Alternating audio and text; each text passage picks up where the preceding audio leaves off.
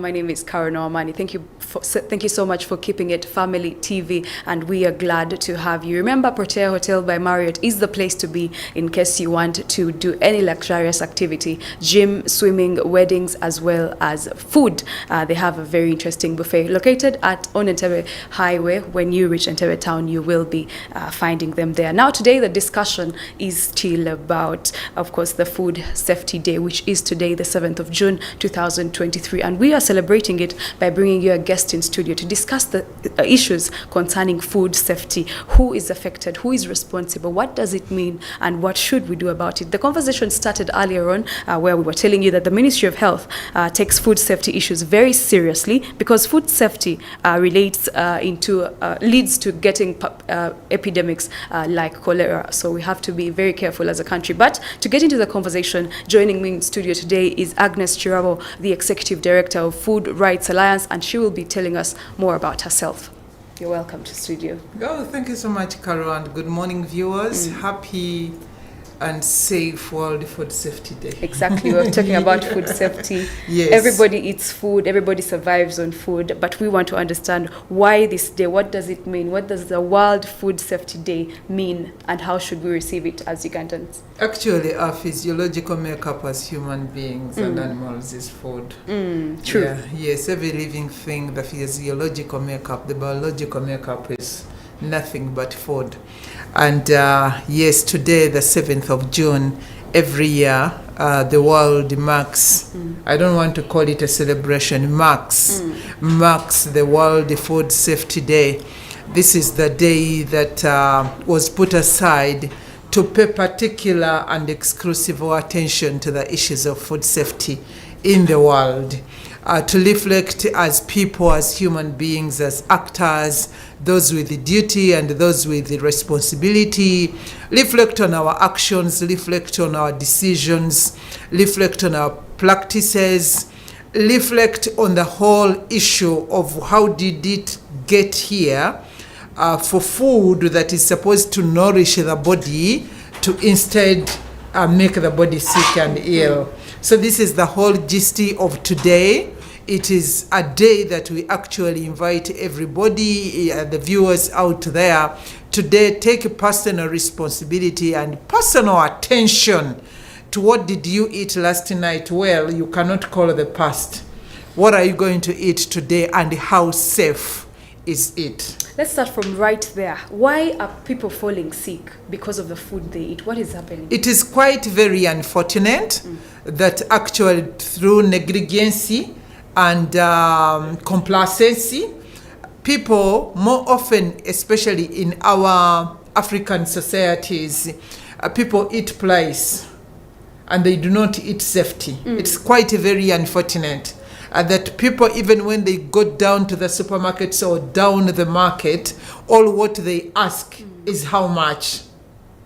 And they do not go to the smallest it's not even deep detail, some bit of details to establish how safe, when was it made, who was it made for. Basic details. The basic details that actually gives you the confidence that what you're going to eat is actually safe. When we talk about food safety, food gets contaminated. Of course, when food is not safe, it is contaminated. Food gets contaminated throughout the journey it moves. Pre-production, during production, post-harvesting, and surprisingly, Carol, food even gets contaminated while we are eating it. Some people wash their hands after eating. So if the food was safe all the way through, you contaminate it with your own hands. So you see that food moves through hands of various actors. So many hands take part in either keeping the food safe or making it contaminated. The farmers, let us reflect on their practices. What are they doing when they are producing the food? The crops, the animals, the birds. We all know that when you invite a veterinary doctor and the veterinary doctor establishes that this cow it has limited chances of survival, do you know what they do commonly? Call the slaughter man, call the butcher man. They kill it and eat it. They kill it and eat it. We all know that under standards, when you treat an animal, whether it is a meat animal, whether it is a dairy animal, there is a particular amount of time, like 1 to 2 weeks, that you're supposed to hold on that animal before you put it out for consumption. How many farmers that are viewing us here that did not take their milk to the market, that they milked from their sick animals? We know what happens to the birds, the chicken, how people are injecting them with antibiotics, injecting them with growth hormones, and the next thing, they are sent to the market. The crop farmers, when they spray and the pest does not die, they actually double the chemical and spray. And some careless ones even actually they are not careless, some criminal ones, they even go ahead and spray chemicals to induce drying. So that is just at the production. We all know what happens when we harvest. Food is dried on the ground. We all pass through Tirini going to Mbale, and we see cassava drying alongside the road. The ministers, everybody is passing along that road. And they cannot reprimand the owners of that of that cassava. So these are the practices that happen at that level. Then we get to processing. We all know, I have been on record condemning the issues of the non-food graded machines that are in every market, in every trading centers, grinding groundnuts. Those machines made out of steel, they blend the groundnuts together with the metal that is wearing from the motor. That's why they keep replacing the motor, And it is happening, everybody is in the market, the consumers come to the market, they buy the same groundnuts, the man who is managing the machine, even the market has leadership. So the grinder grinds the metal to nothing, and those particles go into the groundnuts, into the maize flour. And it is happening everywhere. And we have told people, please stop eating red groundnuts. But they go ahead and eat them. So this is how food gets contaminated. Many of us, especially the middle class, we buy and pretend that we are keeping frozen foods in our households. The power surges in Uganda do not warrant anyone to keep food frozen in Uganda. Because a simple power surge that you may not even notice with your eye is enough to contaminate the food. Imagine that. So I'm here to tell people on this World Food Safety Day that while we are having millions of people that are sleeping hungry, Carol, in this country, the unfortunate bit is that the rest of the people that are eating, to a scale of over 75%, they are eating contaminated food. So we are having a double problem in our food system. Very sad. What is government doing? Because Food Rights Alliance works hand in hand with, of course, some ministries. Ministry of Agriculture, Ministry of Health, Ministry of Trade, and other actors. Now, to curb these people that you have called criminals. They are criminals. What is government doing to curb them or to stop them from doing this act? Any measures? Truth be said, our government is weak. We are not short of laws, we are not short of standards, but our government is very weak.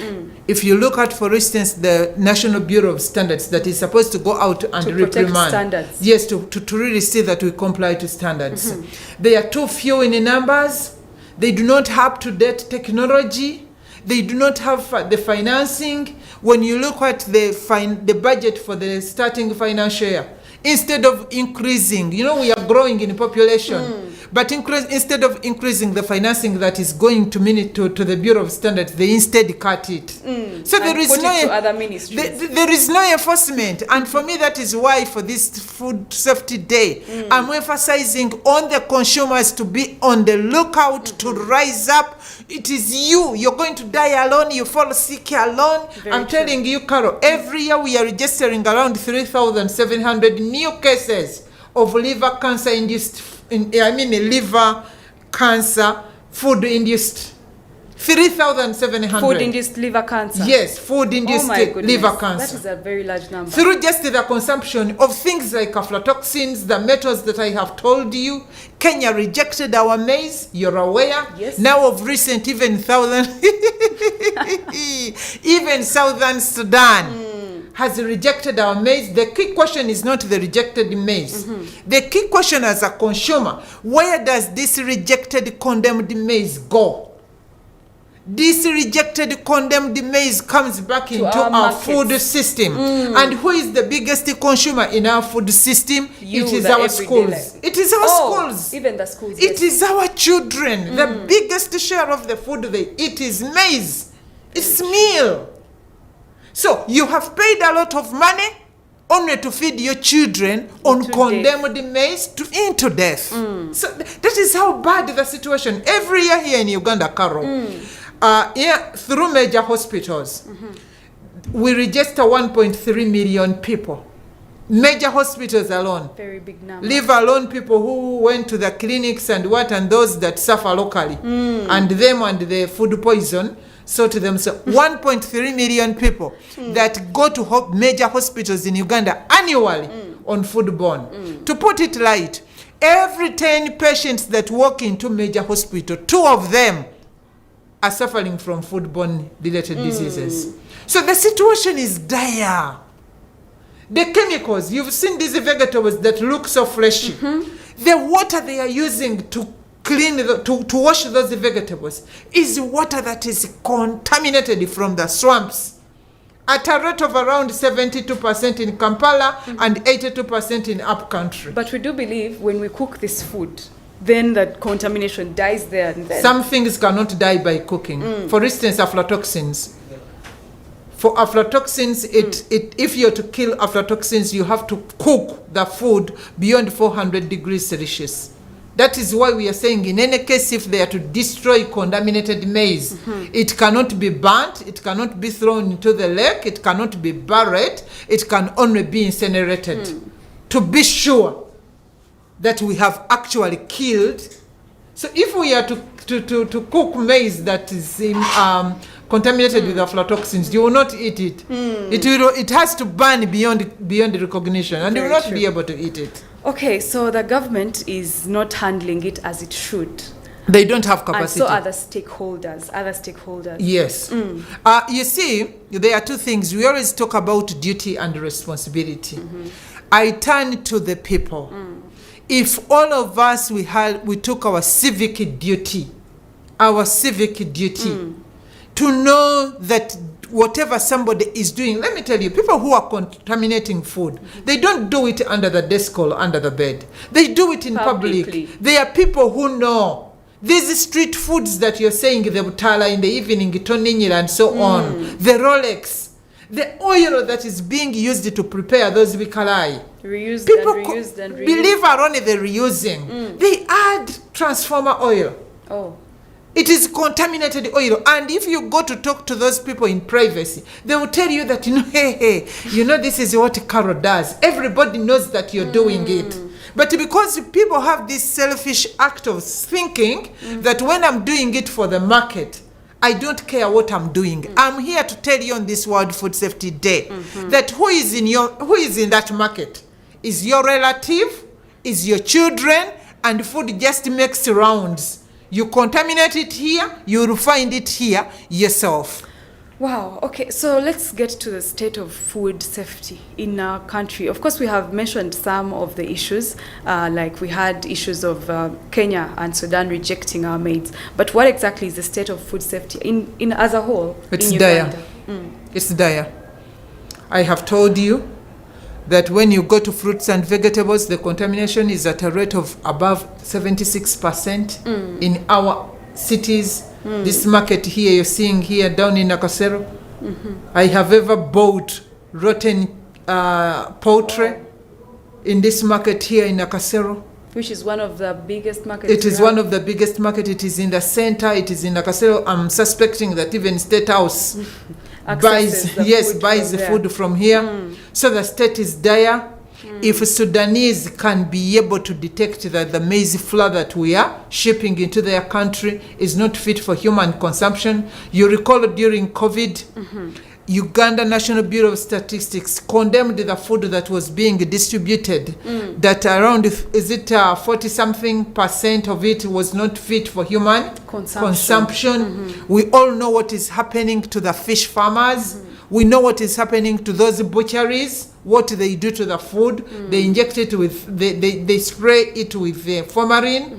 Formalin is a chemical that is used in mortuaries to preserve dead bodies. They use it on meat. They use it in milk.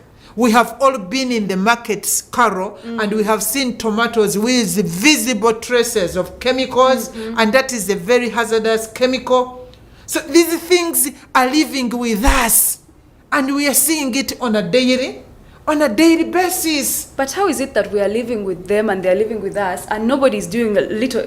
People are doing little to nothing about it. Even the people, the stakeholders who should be worried that the life of Ugandans is at stake, everybody's just quiet. It's because unsafe food kills quietly and softly. So you'll never tell. You'll never tell. It's not like the harsh. But let me tell you, if we are talking about 1.3 million people annually, we did not even register 1 million deaths of COVID. But you saw the panic that was in the country, both among the leaders but also among the population. But we are registering 420,000 deaths annually. And you know, there is no panic. It's because I'm here talking, I'm going to die quietly. We are seeing the Uganda Cancer Institute expanding, even if they make Kampala, the whole of Kampala, Uganda Cancer Institute. Is that what we want even in the very first place? It isn't what we want. Should all of us go and book a bed because we know that we are potential candidates of the Cancer Institute? Can we afford the payment? Let me tell you, all of us in 1 year, there is that day you never came to work because you had a tummy upset. Very true. There is that day, and that is labor productivity. So the state is dire. I'm here to tell you the situation is bad, and we should handle and embrace it as bad. Because the beauty about somebody can fake watch or earrings, not everybody wears earrings. But dealing with food, not even the president is safe. Very true. And that is why we need to rise up and take action. We have made a few calls of action when we are marking this. The number one, the consumers. Uganda, we have a complacent body of consumers. They give me calls. Please help us. Are you going to die with me? Or will I die with you?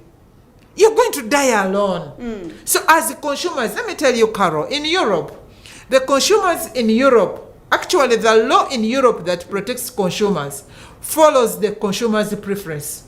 It is the consumer preference that moves ahead. Then government follows to legislate and then regularize that preference. Which is the opposite here. Which is the opposite. Uganda has the best grain standards. They were even adopted in the East African region.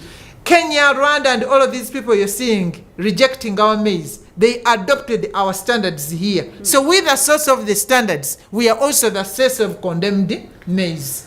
Okay, there is little to nothing we can do about it as people, because she's one of the main enthusiasts I've seen when it comes to the health sector and food safety. We remember that the health sector strategic plan was released as early as 2001 to 2005. It was meant to last 5 years. That was from Ministry of Health to guide the implementation of the strategic sector strategic plan. Interventions. We didn't even see it being implemented. It is on paper, it is on record that it was written. But we didn't see the implementation. Do you know that the food law we have is of 1964? Imagine. The Food and Drug Act. So what they did, they picked out the drug and it left remained the food. 1964. I don't know the population that was in Kampala then. We never, of course, we never had a city. We never had these 10 cities. We never had the levels of urbanization. We never had the population that we have. That is what we have. The Ministry of Agriculture policy, the agriculture policy for this country is of 2013. It is 10 years old. Oh my God. The food and nutrition policy of this country is 20 years old. It is of 2003. The issue is, it is just of recent we have started seeing the issues of food coming on the policy makers' decision. We had to yell and scream during COVID. I pray that today when the president is addressing the nation, he's also going to tell the nation how we are eating and how he wants us to eat the next financial year. If he doesn't do that, the rest of the things do not matter. You cannot preside over a sick population. You cannot preside over a dying population. And they are dying not of disease, but things that can be preventable. Then we are doing a disservice to the people of Uganda. We are failing on our duty. We are failing to actually protect the people in its true sense. But you see, it is very hard for people to come out and talk, especially now that maybe killings have become rampant. When I say something, they'll take it in a wrong way and stuff like that. So the voices are still low. I've told you, you're one of the people I've seen that has pushed this initiative to as far as this. And of course, we as the media, this is what we can offer, a platform for you to tell the people, other people, to sensitize them that it is possible for them to make noise, to alert the authorities to come in and help them. I know it is suicidal, especially when it comes to people's business. And we have a call for action for the business fraternity. Please comply to standards, because when you don't comply to standards, it is your investments that are thrown to the dogs. So please don't kill the messenger. I'm just a messenger, and I believe no one has such intentions. I have faith. And let us do what is right. Can you imagine the people who had invested their money in all of those consignments that are being condemned in Nemole? Can you imagine that whole money? Much of that money is borrowed money. And when to borrow, those people put their houses, their assets as collateral. So I can really feel the pain. I feel the pain. But for me, I think we need to direct our pain in the right direction. Surely, maize was introduced in Uganda in the 18th century. If Karawi cannot produce maize, what else can we produce that people will trust? We have to appreciate that our food is related to our tourism. Our food is related to our trade. So dear people who are investing, which is something very important, because when Kenya rejected our maize, the maize prices here dropped. They dropped. And when the maize prices drop, it means the livelihoods of the farmers are the ones that are being impacted. And of course, the actors that are working along the value chain. The world has since moved. The world has moved. We are the ones lagging behind as Uganda, and yet we masquerade and present ourselves as a food basket of the region. The region has decided now to seek for food elsewhere. We are the losers. So let us collectively, instead of looking for Carol, who is this, you family, why did you put this, we are going to close you down. Don't waste your time on that. Let us invest our efforts in making sure that we give people the best quality food. And let me tell you, people are willing to pay for quality. That's true. People are willing to pay for quality. That's why when you go to Europe, organic is premium. People are willing to buy quality, and they are willing to pay for it. So this business of presiding over an agriculture sector that do not reward quality, we are all losers. We are all losers. The bulk of our exports are agri-based. So if the destinations keep rejecting our consignments, we lose as a country, but also our people lose, who are investing painfully in making sure that this food moves. So people, I'm encouraging everybody, whether you're traders, whether you're farmers, whether you're transporters, let me tell you, we are all losers. Can you imagine the people who invested in trucks had never thought that the issues of food standards will ever come and bite them deep. True. Now their trucks are stranded. And we all know an automobile, when it is parked in one place, not moving, the tires are going to become flat, the clutches are going to break down, and so on and so forth. So when we are talking about food safety, it is everybody's business. Wow, the conversation is very, very heated, and we must have Agnes Kirabo back because our time is fast spent, but we must have her back, and we have to discuss this issue to the core and find out who exactly is responsible and what they can do about it. Because guess what? You and I are both consumers of food, and we must be our first target. We must be our first lookout. I must look out for myself first, and you also must look out for yourself first. But we shall have this conversation another day. For now, it was issues at hand. I thank you so much for being a part of the program. So our social media platforms are on, and the conversation is going to continue. My name is Karen Noamani. Good morning.